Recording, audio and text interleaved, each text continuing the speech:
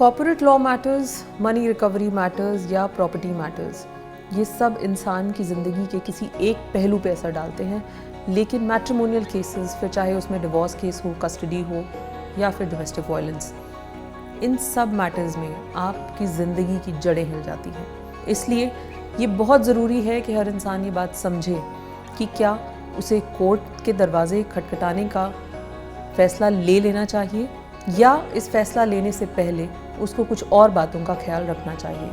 लेकिन उससे पहले कोई भी कपल क्या कर सकता है, ऐसी ही कुछ बातों के लिए मैं आपसे डिस्कस करूँगी, जो सब ऑप्शंस लीगल दायरे में होंगे और आपकी लाइफ को और आपके लाइफ के इतने बड़े डिसीजन को एटलीस्ट थोड़ा आसान करने की तरफ एक स्टेप होगा।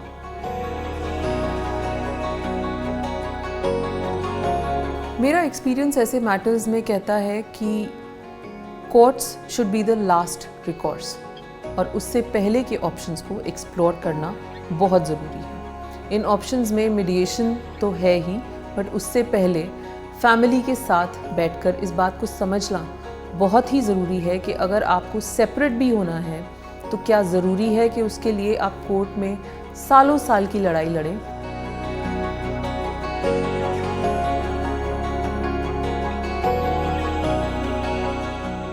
डिवोर्स एक ऐसा मुद्दा है जो पिछले कुछ सालों में ऑलमोस्ट हर घर में सुना जाने वाला, इनफैक्ट सबसे ड्रेडेड वर्ड बन चुका है। ये हम सबकी लाइफ उथल पुथल करके रख देता है और अनफॉर्चुनेटली आप, मैं, हम सब किसी न किसी ऐसे इंसान को ज़रूर जानते हैं जो इस वक्त इस मुसीबत से गुज़र रहा है।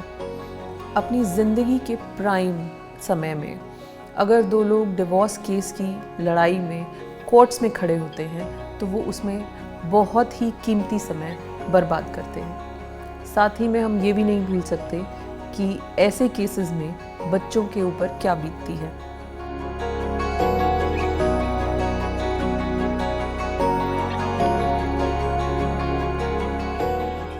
ये फैसला लेना कि आपको कब एक डिवोर्स लॉयर को अप्रोच करना चाहिए, ये फैसला आपके लिए कोई और नहीं ले सकता। आई बिलीव ये फैसला आपको खुद ही लेना पड़ेगा और ये बहुत रिलेटिव है। अलग अलग लोगों के लिए वो स्टेज बहुत अलग हो सकती है, लेकिन इसका जवाब आपके आसपास के समाज में है, आपकी कानून की किताबों में है। अगर आपको लगता है कि आपके ऊपर जो क्रूअल्टी हो रही है वो एक ऐसी स्टेज को क्रॉस कर चुकी है जहां आप सेफ नहीं महसूस करते, तो डेफिनेटली आपको एक डिवोर्स लॉयर को अप्रोच करना चाहिए।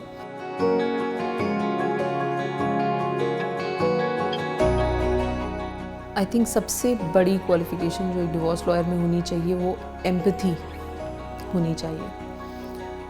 दूसरा, एटलीस्ट कुछ एक्सपीरियंस हो उसे और सोसाइटी के जनरल मापदंड से अलूफ भी ना हो, क्योंकि at the end of the day एक परिवार का टूटना, बिखरना या उसका संभालना या सेपरेट जाना एक प्रैक्टिकल वे में, इन सभी चीज़ों को नेविगेट करते हैं। अक्सर लोग फंस जाते हैं लीगैलिटी और मोरालिटी के डिफरेंस में। ज़रूरी नहीं कि जो चीज़ लीगल हो वो मॉरल भी हो। अक्सर हम लोग बहुत सारी ऐसी बातें अनजाने में कोर्ट के आगे पार्टीज़ कह देती हैं, कुछ नए लॉयर्स हैं वो भी कह देते हैं, जो बातें सुनने में बहुत मॉरल होती हैं लेकिन it can lead them into a big trouble because वो इलीगल हैं।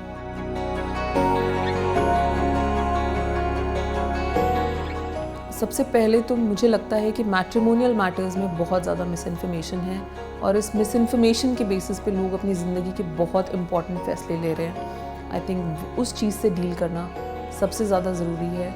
इफ़ नथिंग, करेक्ट इन्फॉर्मेशन तो पहुंचनी चाहिए। दूसरा सबसे इम्पॉर्टेंट एस्पेक्ट जो मैंने पहले भी कहा, सोशल मीडिया में ये बहुत ज़्यादा है कि इस बात का फ़ैसला आपके लिए कोई और ही ले रहा है कि क्या आपको डिवोर्स ले लेना चाहिए और आपको कितनी जल्दी वो केस फाइल कर देना चाहिए। मेरे इस चैनल के थ्रू सबसे पहले तो मैं मिस इन्फॉर्मेशन से डील करना चाहती हूँ, क्योंकि बहुत सारे लोग अपनी ज़िंदगी के बहुत इंपॉर्टेंट फैसले मिस इन्फॉर्म होके ले रहे हैं, जो नहीं होना चाहिए।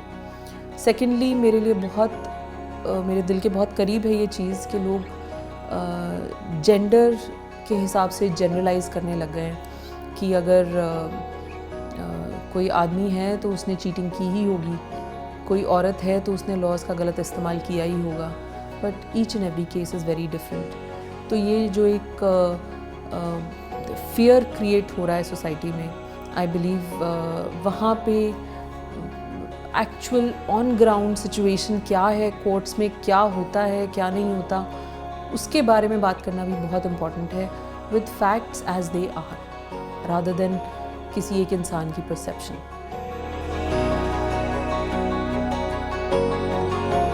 मेरे एक्सपीरियंस में courts should be the last recourse, लेकिन ऐसे क्या रास्ते हैं जो आप उससे पहले एक्सप्लोर कर सकते हैं। इसमें मीडिएशन भी हो सकता है और भी कई तरीके हैं जिससे आप अपने फैसलों को थोड़ा आसानी से इम्प्लीमेंट कर सकते हैं, और इन्हीं चीज़ों के बारे में मैं आपसे डिस्कस करूँगी।